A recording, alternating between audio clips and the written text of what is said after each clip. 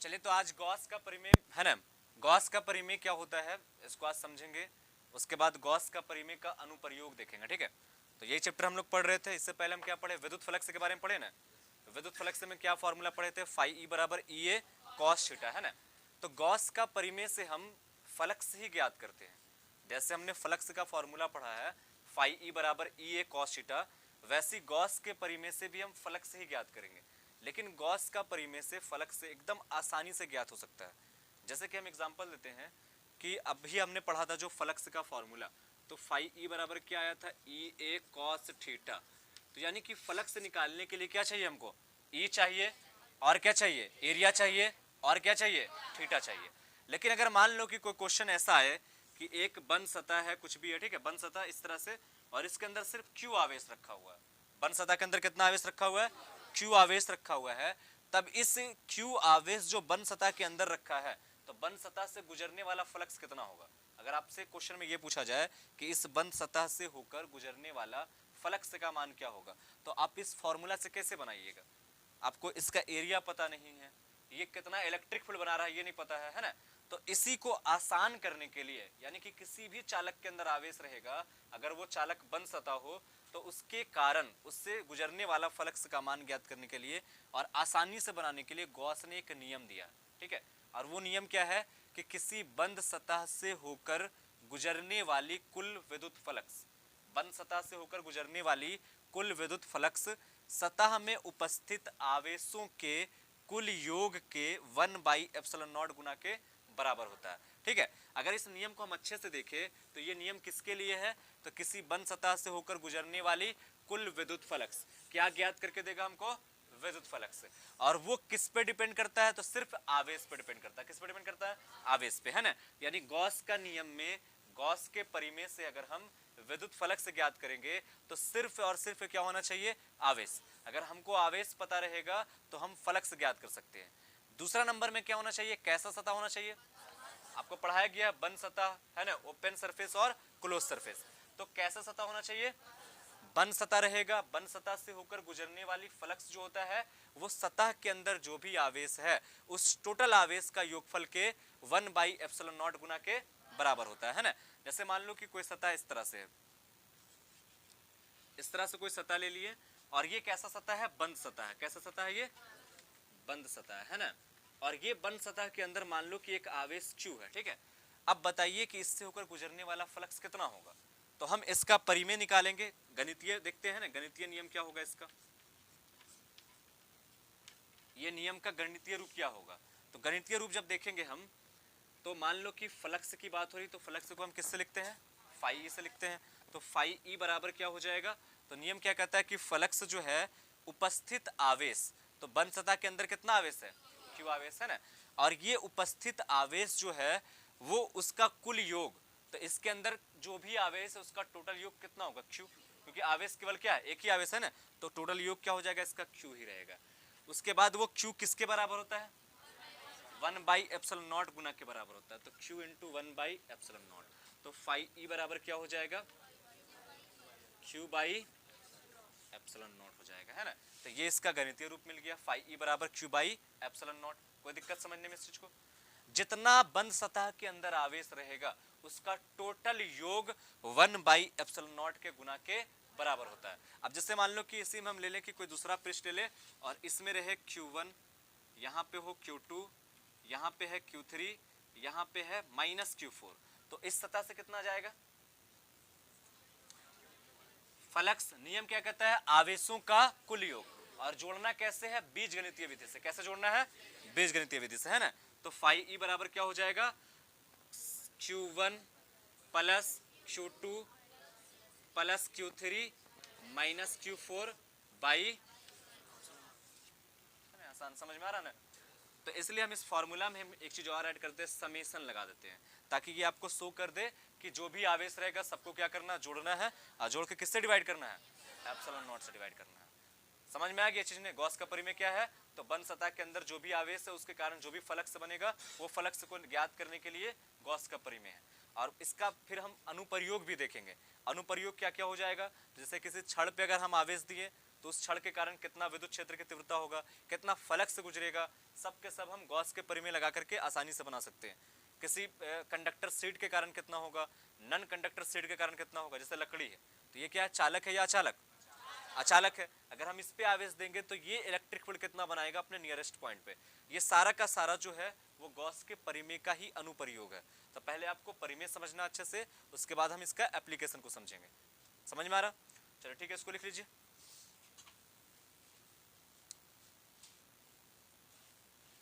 तो अपना काम करते रहो।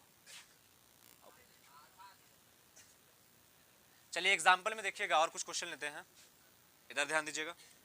जैसे फिर से हम लिए कोई बंद सतह, बंद सतह कुछ भी हो सकता है, गोला भी हो सकता है, गोला में भी आवेश रहेगा तो भी वही काम करेंगे, कुल आवेशों का योग बटा एप्सिलॉन नॉट। अगर घन में आवेश है तो कुल आवेशों का योग बटा एप्सिलॉन नॉट है ना, घनाभ में रहेगा तो वैसे ही होगा। आगे हम देखेंगे भी कि घन में कैसे निकालते हैं, घन में से टोटल फ्लक्स कैसे निकालेंगे, किसी एक सतह से कैसे निकालेंगे, किसी एक शीर्ष से कैसे निकालेंगे, तो थोड़ा सा उसमें कंसेप्ट भी है। अभी तो हम लोग ले रहे हैं तो पूरे सरफेस से ले रहे हैं। अभी जो भी ज्ञात करें, से मान लो कि इसमें आवेश है 2 कूलम, 1 कूलम, -1 कूलम, 3 कूलम, ठीक है। तो इस पूरे सतह से होकर गुजरने वाली नेट फ्लक्स क्या होगा, पूरे सतह की बात कर रहे हैं हम, ठीक है, किसी एक सतह की नहीं, इधर की बात नहीं कर रहे, इधर की बात नहीं कर रहे, पूरे सरफेस से होकर गुजरने वाला नेट फ्लक्स क्या होगा। तो गॉस ने जो नियम दिया है वो पूरे सरफेस से होकर गुजरने वाला नियम है, ठीक है। तो इसके कारण गुजरने वाला नेट फ्लक्स क्या होगा, बताना जल्दी। बहुत इजी सवाल है, कितना हो जाएगा? पहले तो देखेंगे -1 कूलम प्लस 1 कूलम क्या हो जाएगा, 0 हो जाएगा, है ना। 1 कूलम -1 कूलम 0, 3 और 2 5 बटा हो गया, बन गया।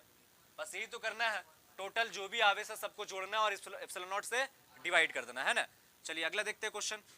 मान लो फिर से ऐसी कोई क्वेश्चन है, 1 coulomb, 3 coulomb, -5 coulomb, 7 coulomb, 5 coulomb, 2 coulomb, ठीक है। बताइए कितना होगा।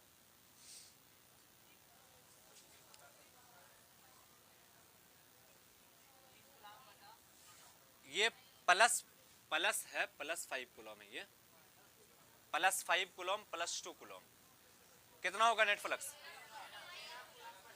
13 होगा, 13 होगा या 6 होगा? 13 होगा ना, 6 होगा।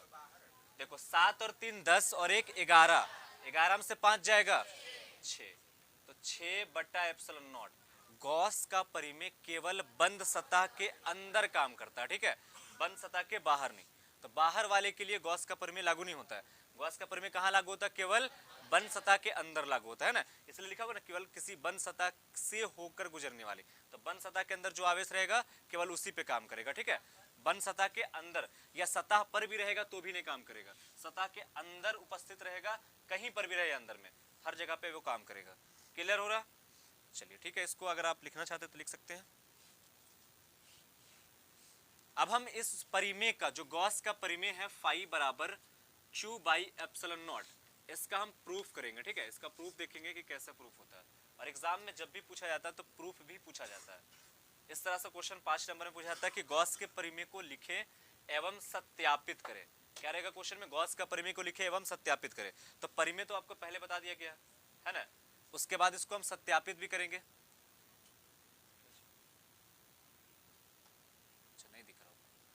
तो परिमेय जो भी है फाई बराबर Q बाई एप्सिलॉन नॉट, इसको प्रूफ करने के लिए देखो क्या क्या करते हैं। हेडिंग लगाइएगा गॉस के परिमेय का सत्यापन।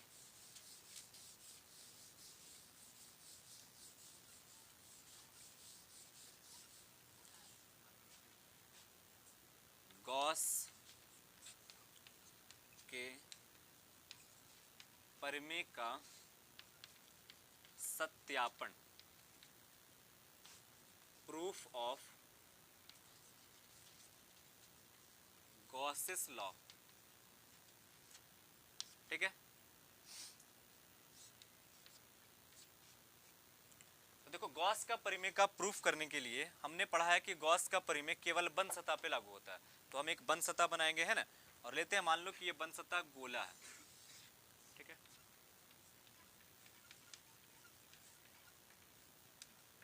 कोई भी बंद सतह हो सकता है, गोला, बेलन, घन, घन, आप कुछ भी ले सकते हैं। तो हम आसानी से समझने के लिए, एकदम आसान है, गोला से बनाएंगे तो और भी है, कहीं पे घन कोण से भी लिया गया, ठीक है, बहुत जगह पे आपको बहुत सारे बुक में मिल जाएगा घन कोण लेकर के प्रूफ किया गया है ना। कोई भी रिजिड बॉडी ऐसे ऐसे करके ले लिया, इसमें एक घन कोण बनाती है, तो ऐसे भी काम हो सकता है और ऐसे भी काम हो सकता है, ठीक है। तो ये आसान है और हम चाहते भी है ना कि सस्ता में काम हो जाए, हम सस्ता इंसान है ना, मतलब सस्ता टाइप का चीज खरीदने वाला। हाँ, तो ये प्लस क्यू चार्ज है, ठीक है, और ये कहाँ रखा हुआ है, सेंटर पे। और मान लो कि इस गोले की त्रिज्या कितनी है, आर है, ठीक है। तो गोले की त्रिज्या आर, गोला के केंद्र पे कितना आवेश रखा हुआ है, प्लस क्यू। इस गोला से होकर गुजरने वाली टोटल फ्लक्स ज्ञात करनी है, ठीक है। और वो टोटल फ्लक्स क्या होना चाहिए, क्यू बाई एप्सिलॉन। कितना आएगा, क्यू बाई एप्सिलॉन ही आएगा। गोला में कितना आवेश रखा हुआ, हमको पता है कि जो भी आवेश रहेगा उसको हम जोड़ करके एप्सिलॉन से भाग लगा देंगे। तो आवेश कितना है इसमें, तो क्यू बाई एप्सिलॉन नॉट करेंगे। अगर यहाँ पे 2 रहता तो 2 बाई करते, 3 रहेगा तो 3 करेंगे, तो क्यू बाई एप्सिलॉन नॉट करेंगे, है ना। अब क्यू बाई एप्सिलॉन नॉट को प्रूफ करके लेके आना है, गॉस का परिमेय को पूरा प्रूफ करना है, ठीक है। तो प्रूफ करने के लिए चलो ठीक है, इसको पहले मान लेते हैं कि माना एक गोला, माना एक गोलीय सतह जिसकी त्रिज्या, गोलीय गॉसियन सतह लिख लो ज्यादा बेहतर रहेगा, गोलीय गॉसियन सतह जिसकी त्रिज्या कैपिटल आर है, ठीक है। आगे इस के केंद्र पर कितना आवेश रखे हैं, हाँ रख सकते हैं, प्लस क्यू आवेश रखा गया है। कितना आवेश रखे हैं, प्लस क्यू, है ना। तब गोले की सतह से होकर गुजरने वाली कुल फ्लक्स ज्ञात करनी है।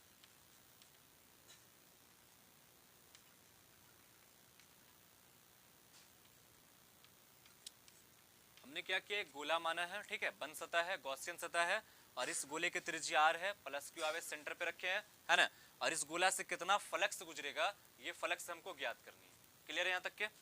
चलिए अब हम इसके लिए आगे बढ़ते हैं और मान लेते हैं कि प्लस क्यू के कारण, प्लस क्यू आवेश के कारण एक यहाँ पे एक पॉइंट पी लेते हैं, ठीक है। पॉइंट पी पर तीव्रता, विद्युत क्षेत्र की तीव्रता कितनी होगी।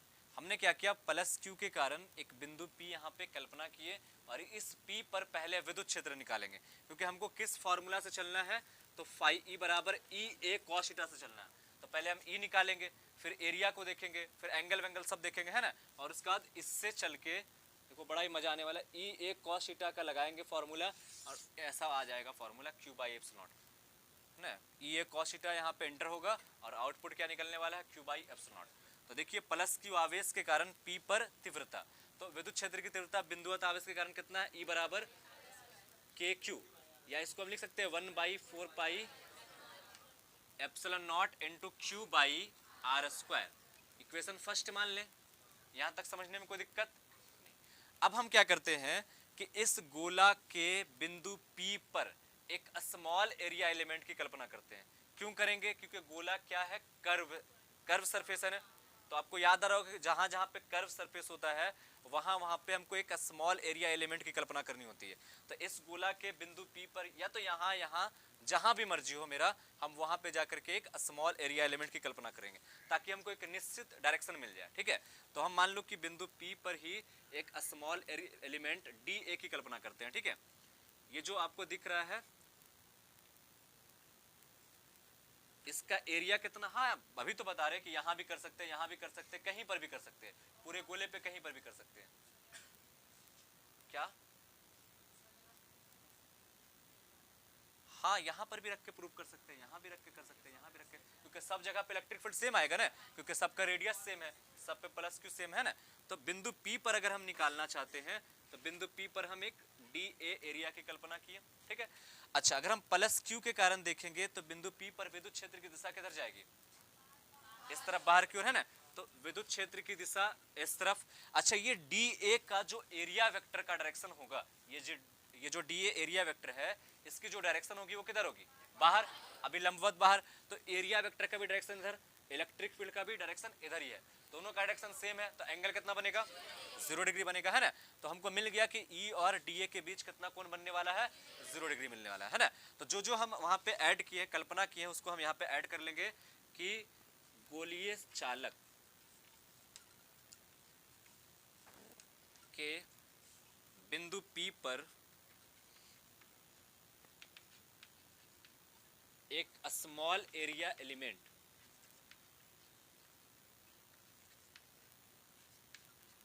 डी ए, कितना है, डी ए की कल्पना करते हैं। ठीक है, ये कल्पना किए। अब हम डी ए से पहले फ्लक्स निकालेंगे, क्योंकि फ्लक्स के लिए क्या चाहिए, हमको एक निश्चित एरिया चाहिए। तो डी ए से हम फ्लक्स निकालेंगे, है ना। कल्पना करते हैं एवं डी ए से होकर गुजरने वाली फ्लक्स, ठीक है। तो डी ए से होकर गुजरने वाली फ्लक्स। अच्छा अब बताओ, ये डी ए एरिया बहुत बड़ा है या बहुत छोटा है, तो फ्लक्स का मान भी क्या होगा, बहुत ही छोटा आएगा, ठीक है। साइड, वो साइड दिख रहा, चलो ठीक, चले हम यहां पर लेते हैं ना। तो डी फाई ई बराबर, फॉर्मूला क्या होता है, ई डॉट डी, है ना, ई डॉट डी। डॉट को हटाएंगे तो क्या हो जाएगा, ई डी ए कॉस थीटा। हम अभी किसके कारण निकाल रहे हैं, सिर्फ इस डी ए से होकर गुजरने वाली फ्लक्स निकाल रहे हैं ना। तो कॉस थीटा, एंगल कितना बन रहा है यहाँ पे, तो चूंकि थीटा इज इक्वल टू हो जा रहा है 0 डिग्री, तो डी फाई ई बराबर क्या हो जाएगा, ई डी ए। कॉस 0 का मान क्या होता है, 1। तो इस छोटे से एरिया एलिमेंट से होकर गुजरने वाला फ्लक्स कितना निकला, ई डी ए निकला, है ना। इसको इक्वेशन सेकंड मान लेते हैं। चलो पहले इतना लिख लो,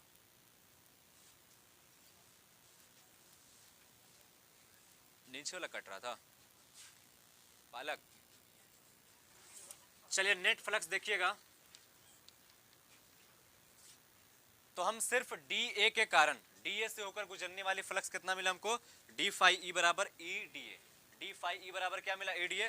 तो नेट फ्लक्स निकालने के लिए हम क्या करेंगे, ऐसा ऐसा जितना भी डी ए रहेगा सबको क्या करेंगे, जोड़ देंगे, है ना।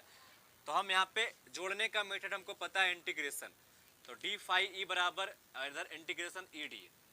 तो फाई ई का इंटीग्रेशन क्या होगा, डी फाई ई का इंटीग्रेशन फाई ई, ई यहां से कांस्टेंट है, डी ए का integration D A.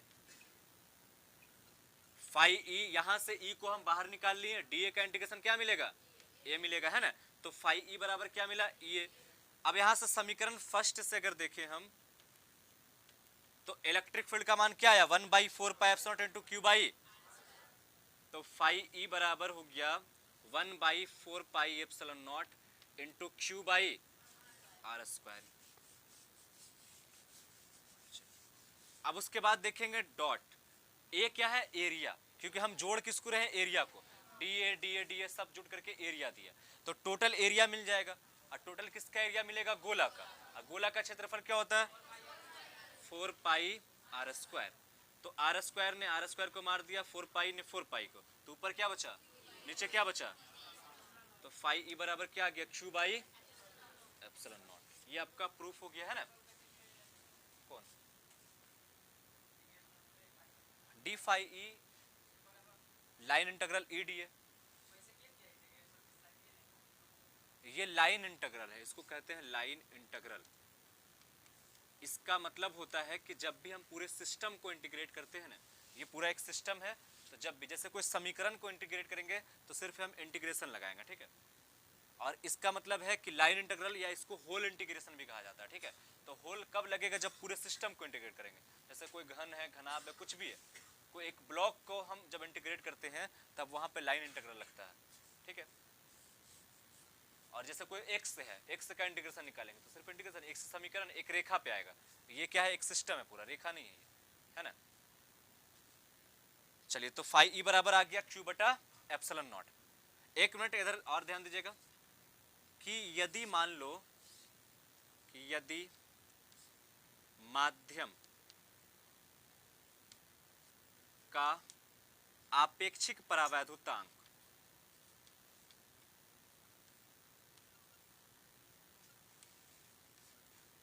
Epsilon are हो, तब फ्लक्स का जो मान होगा ना वो Q बटा एप्सिलॉन नॉट के साथ साथ में क्या लग जाएगा, एप्सिलॉन आर भी आ जाएगा, है ना। यानी कि फ्लक्स जो है माध्यम पे डिपेंड करता है, फ्लक्स माध्यम पे डिपेंड करता है ना।